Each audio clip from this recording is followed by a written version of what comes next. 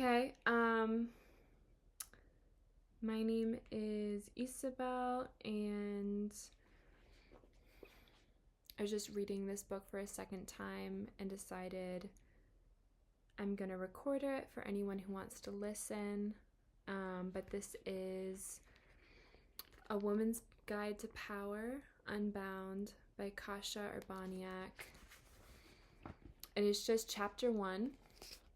The conversation under the conversation, the architecture of power, the hidden architecture of power.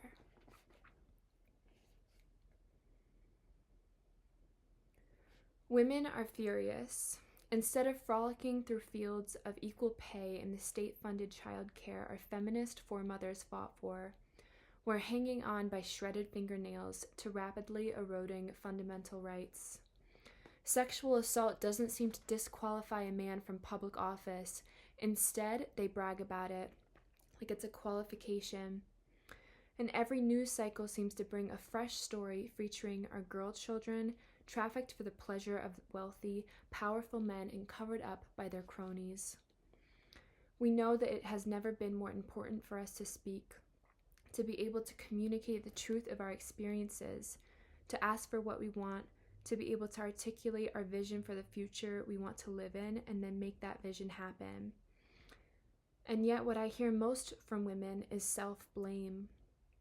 Truly badass women tell me about freezing. Moments when they know they should say something. Moments when they need to say something. Or maybe it's too many things. But when they open their mouths, nothing comes out. Sometimes this freeze happens in high-stakes scenarios when a job or their safety is on the line. On one hand, this makes it worse and certainly more dangerous. By the time they've returned to their bodies, his hand is up their skirt, the job has gone to someone else, or they've agreed to do something they really didn't want to do. But on the other hand, they can't understand what happens to ultra-low-stakes scenarios too. Like when the guy making their latte asks if they're single, and why can't they predict when this speechlessness is going to set in? Baffled women confess that they don't know which version of themselves is going to show up for a meeting. Will it be the deer in the headlights peeling herself off the conference room floor only to get steamrolled again? The one who mumbles a brilliant idea into her mug just so the guy next to her can helpfully restate it and take the credit? Or the fearless Amazon who effortlessly holds the room in the palm of her hand, whose logic and charisma make it so irresistible she could ask her team to ride to hell and back. Mansplainers and manterrupters exist in every workplace, so how come she's mostly able to neutralize those guys with a cocked eyebrow? Except on the days when she sounds like a harsh, bitter shrew even to herself. I can and have filled pages with women's bewilderments. I was just about to ask this guy to help me with my stroller on the stairs, but when he offered to help me, I heard myself saying, "No, that's okay, I'm fine." When my boyfriend said he wanted a night alone, I got so depressed, I went straight to bed. I knew he just wanted to play his new video game, but I still felt completely annihilated. It felt like he was rejecting me. When the holy day came and my boss finally asked me exactly what resources I needed to complete a major project on time, why did I only give him half of my list? A recent study showed that women who know the average salary for a job proceeded to ask for less than that when they were negotiating for themselves. Another study, many women find it much more challenging to ask for a raise than to remain catastrophically underpaid. And another, women wait to be 100% qualified for management positions, whereas men don't hesitate to apply. Which at least explains why so many women end up answering to less qualified men. And I just want to say, for me reading this, I sometimes have trouble breathing, so I'm just going to name that. At first blush, the items on this laundry list may seem unrelated, except in the most general sense, women getting in their own way. But in fact, every one of these is a symptom of the same underlying cause, and that cause is not insecurity or childhood trauma, or women loving themselves less than men do. Indeed, these paradoxes show up in the lives of the most therapized, self-actualized, self-loving women I know. In fact, what appears to be a confidence gap could be considered yet another symptom of this underlying problem. Of course, it is fundamentally destabilizing to realize that we can't trust ourselves to reliably, consistently, effectively advocate for ourselves, and to know that speechlessness may ambush us at any time, no matter how prepared we are. The mystery isn't solved by a big picture concept like sexism either, though there's no shortage of evidence that misogyny is alive and well. Actually, it's good news that sexism isn't the culprit, because it means we don't have to wait to dismantle the patriarchy to put our hands on the levers of power, to dispel those confusions, and to learn to trust ourselves. Every one of the bewilderments listed above took place and could have been resolved in a single moment during a conversation between people. In that one moment, a woman could not speak or speak as effectively as she needed to, which also means that if we can reclaim those moments, then we don't have to search for a psychological solution to these problems, or to wait until we fix the culture from the ground up. The whole world is built on agreements, born from the conversations that happen inside relationships. All the seemingly fixed phenomena that surround us, from love to laws, from families to corporations to governments, are the direct result of an agreement. Private property is an agreement. So is monogamy, the nuclear family, the dictates of major religions, and our justice system. Even money is a collective agreement. Many of those agreements were made without any women at all involved in the conversations that gave rise to them. We're at the table now, though, and this is why we must be able to have these conversations reliably and well. So what is it that stands in our way? There is a set of mechanics invisible to most of us, but consistent in every conversation, whether high stakes or low. These mechanics determine who has control, who leads, who follows, who is under discussion, and where the conversation will go next. The conditioning that women receive from earliest childhood makes access to these mechanics infuriatingly and sometimes dangerously unpredictable. These mechanics are invisible to men too. This isn't one of those times they forgot to invite us to the meeting. But because men are trained and conditioned differently, they have easier automatic access to these levers, even if they don't have the slightest idea how they work. Most people don't know how a carburetor works either. The invisibility of those mechanics and of the conditioning that gives men access to them also explains why even the very best ones can't really understand why we get tripped up. But the cost for women is devastating. In fact, you could argue that the invisibility of these mechanics has resulted in a giant culture-wide gaslighting for half the population. But before we can talk about how power works, we have to talk about what it is and what it's not. A practical definition of power. I want to be able to stand in my strength. Women tell me when I ask what they want. I want to feel powerful. I need to build my confidence. I have to find my voice. These urges are valuable. They contain the germ of what I call choiceless choices. The desires we harbor that cannot be ignored. And we can do this. We can unroll our yoga mats, get our journals out, and recite affirmations all day long.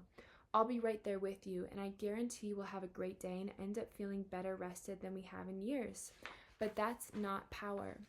Power isn't a feeling. Power is influence, which means it must take place in a dynamic. You'll note that I use the word influence as opposed to control. When I am describing is not an imposition of will. To control another human being's behavior without making sure that they're on board, without their heart, their intelligence, their imagination, their ingenuity, is a terrible waste. Control squanders a tremendous amount of energy for comparatively very little reward. And as every dictator knows, tyranny is fundamentally unstable. You're always going to need more capital, more control, more suppression to stay on top. Inevitably, the revolution comes. Influence is the opposite of control. If you are able to powerfully influence someone, then you gain access to all of their inner resources, their smarts, their creativity, their passion. This kind of cooperation often creates a third possibility, a solution even better than either person involved could possibly have imagined by themselves. So the kind of power I'm talking about is generative, not destructive, but it does mean being able to ask people for all the kinds of things, including for what you want. Power means doing and receiving, which is why power requires us to control the direction of the conversation. This might mean deploying the verbal jujitsu necessary to get the hell out of the hotel room if that's what is required, or deflecting a question you're not ready to answer, or keeping the topic focused on your concerns, despite someone else's discomfort or insistence on another direction. Ultimately, it means being able to move another person, staying curious in the face of someone else's entrenched resistance, and staying with your desire until they change their minds. When students come to me talking about wanting to feel empowered, I ask them to tell me what they would do if they felt that way. What would it look like if you were more confident? Would you make an appointment with your accountant to open the stack of unpaid medical bills you've been ignoring for 6 months? Would you finally break up with the person you've been dating because you're no longer afraid of being alone? Would you name your childhood abuser? Would you embark on an all-female polar expedition? Of course, there are many answers, as there are women in the room, but the question breaks the spell. Instead of wandering the wilderness, hoping that we'll stumble onto the magic formula that delivers us into our own power, we can start to refine these vague, amorphous inclinations into concrete desires. And then we can formulate the skillful conversations that will get our bosses, our partners, our enemies, and our friends to participate in the creation of a new reality that will satisfy those desires. And you will see it's crucially important for every one of us to identify our own deepest inner signal, to locate and feel what is alive in us. But it's not enough to feel it. We have to be able to speak it, to express it, to make it show up in our relationships, in our workplaces, in the world. You know when you're really going to feel like you're strong and powerful? When you can rely on yourself to speak, no matter how inappropriate the question or how badly it triggers you. When you can navigate another person's opposition to your ideas with generosity and skill, recognizing it as an opportunity for intimacy or access to critical information, instead of seeing it as a slammed door when you can ask anyone for anything and greet even the hardest no with a sense of humor and persistence and curiosity. When you can do this, you're not going to need power poses or advice on how much jewelry to wear with your pantsuit if you want to be taken seriously. You're going to feel exactly as confident as you should, and everyone else is going to feel it too. Turning the spotlight, exposing the hidden levers of power. Cue drumroll.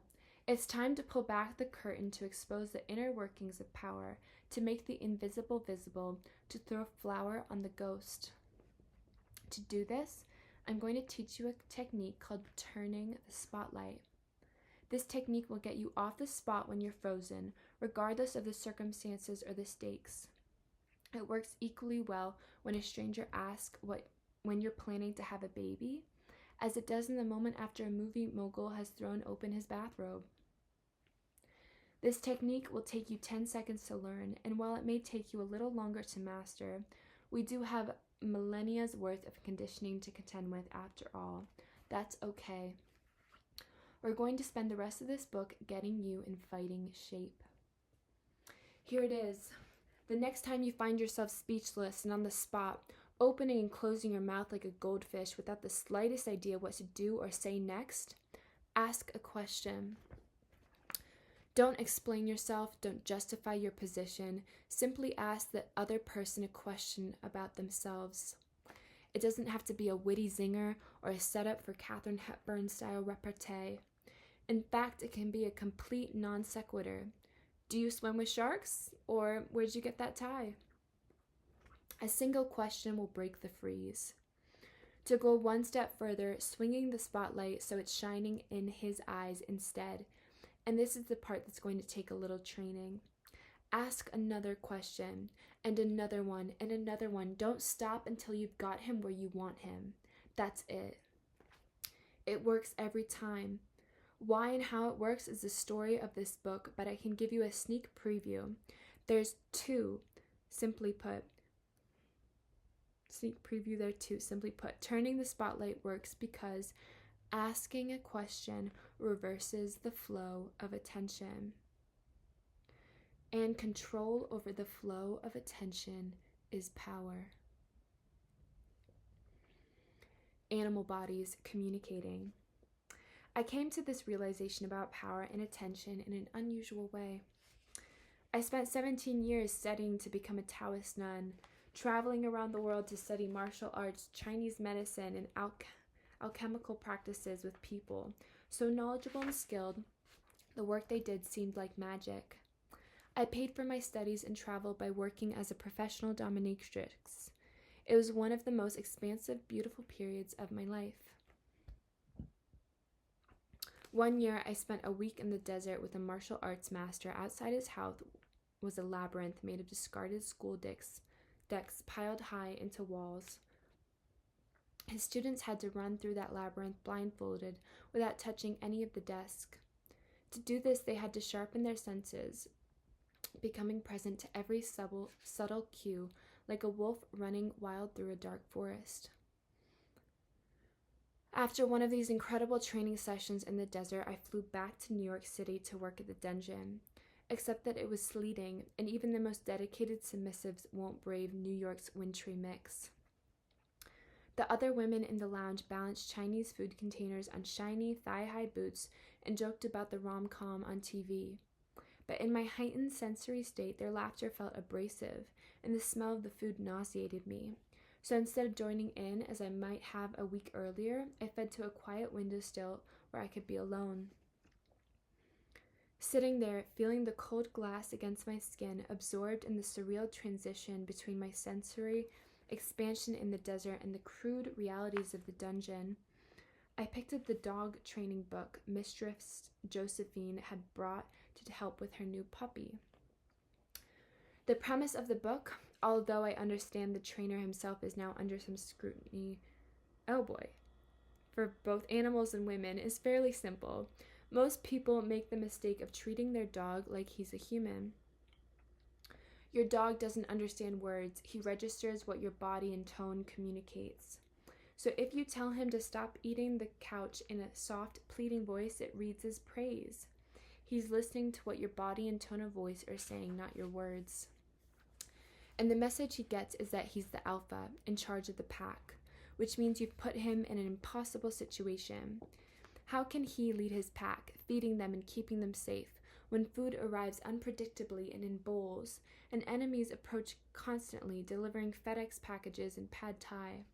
Also, what the fuck is a couch? We think deferring to the dog is a kindness, but all it does is confuse him, setting him up for stress and failure, which is how so many people end up with neurotic dogs. But what happens to the vast majority of dogs when an experienced trainer walks into the room? They relax. It's not what the trainer does or says so much as the way he is. When the animal of his body tells their animal bodies, I've got this, I'm in charge, they let go of their terrible vigilance. Watch and you'll see them submit, their bodies softening with relief. Reading this manual in a dungeon after an entire week of exploring the energy body, it came to me. This is exactly what I'm doing with these men.